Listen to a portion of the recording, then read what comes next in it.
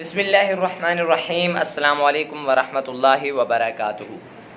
کوئی کام بھی اتفاق کے ساتھ نہیں ہوتا۔ اتفاق سے فلاں کام ہو گیا، کہ یہ لفظ استعمال کر سکتے ہیں فلاں کام اتفاقاً ہوا۔ ویسے تو دنیا کے اندر دن رات بہت سارے واقعات پیش آ رہے ہیں، لیکن بعض اوقات انسان کی غفلت کی وجہ سے ان واقعات کا نتیجہ اتفاق سمجھا جاتا ہے اور دوسروں کو کہتے ہیں کہ یہ اتفاقاً فلاں کام ہو گیا۔ مثال کے طور پر ایک آدمی گھر سے باہر نکلا، گھر سے باہر نکلنے کے بعد اسے دوسرا آدمی ملا۔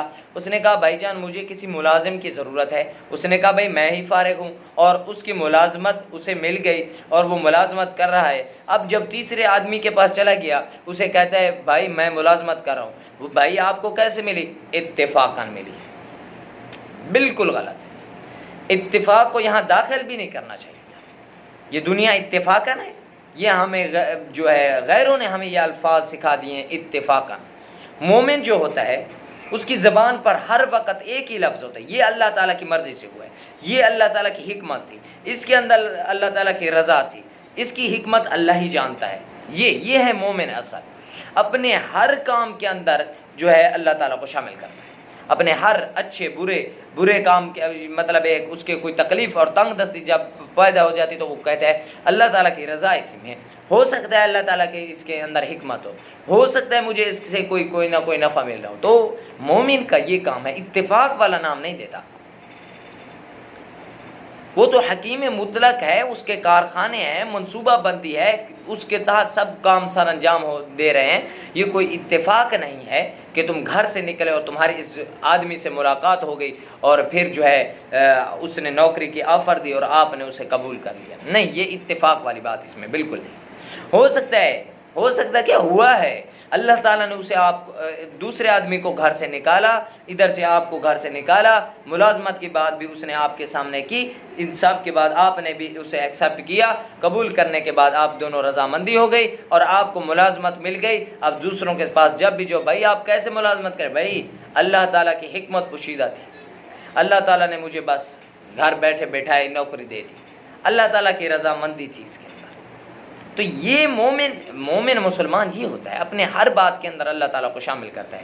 مولانا تقی عثمانی صاحب اپنے والد صاحب مفتی محمد شفیع عثمانی رحمۃ اللہ علیہ جو ہے قدس اللہ سراہ فرمایا کرتے تھے کہ آج کل کی دنیا جس کو اتفاق کا نام دیا جاتا ہے، اتفاقاً یہ کام اس طرح ہو گیا، یہ سب غلط ہے، اس لیے کہ اس کائنات میں کوئی کام اتفاقاً نہیں ہوتا، بلکہ اس کائنات کا ہر کام اللہ تعالیٰ کی حکمت، مشیت اور نظام کے تحت ہوتا ہے۔ اچھا، ہم اسے اتفاق والا نام دیتے کیوں ہیں؟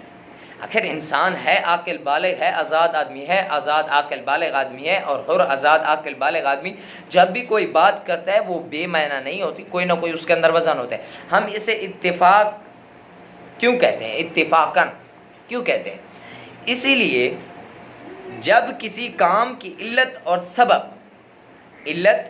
سبب ہماری سمجھ میں نہیں آتا اور ہمارے پاس کوئی علت اور سبب نہیں ہوتا کہ ہم دوسرے کو بیان کریں، تو ہم اس وقت یہ لفظ کہہ دیتے ہیں کہ یہ اتفاقاً کام ہوا ہے۔ اب ہمیں علت اور سبب نہیں مل رہا ہوتا نا، اس لیے ہم اتفاق کا نام دے دیتے ہیں، اور ہمیں اب علت اور سبب، اب آج کے بعد مجھے جو دیکھنے والا ہے وہ علت اور سبب کا سہارا چھوڑے اور فرمائے اللہ کی رضا اور حکمت اس بات میں تھی۔ تو ایک آدمی ایسے منہ سے بات نہیں نکل جاتی اتفاق والی، ہر آدمی آخر بالغ ہوتا ہے۔ اگر کوئی آدمی بھی اور یا جس شخص نے اس کو وضع کیا ہے وہ اس لحاظ سے وضع کیا ہے کہ اس کے اندر کوئی علت اور سبب نہیں، جیسے وہ گھر سے باہر نکلا اس کی غرض اور علت اور سبب بھی نہیں تھا، اور دوسرا آدمی اسے ملا اس کی بھی غرض اور علت اس سے کوئی نوکری کروانے کی نہیں تھی، علت اور سبب نہیں تھے، اسی لیے وہ کام ہو گیا۔ اب اس کام کو کوئی نام تو دینا تھا نا، تو اس کام کو کوئی نام دینا تھا تو اس کو اتفاق کا نام دے دیا، علت اور سبب کے نہ ہونے کی وجہ سے۔ تو میرے بھائیوں، یہاں علت اور سبب کو نہ گھسیٹا جائے اور یہاں پر اتفاق کو نہ لایا جائے، اور یہ کہا جائے اللہ تعالیٰ کی رضا اسی میں ہے۔ دعا ہے کہ اللہ ہمیں ایسے شبہات سے بچائے، اور مجھ سے جو غلطی ہو گئی ہو تو درگزر کریں، کیونکہ میں بھی ایک انسان ہی ہوں۔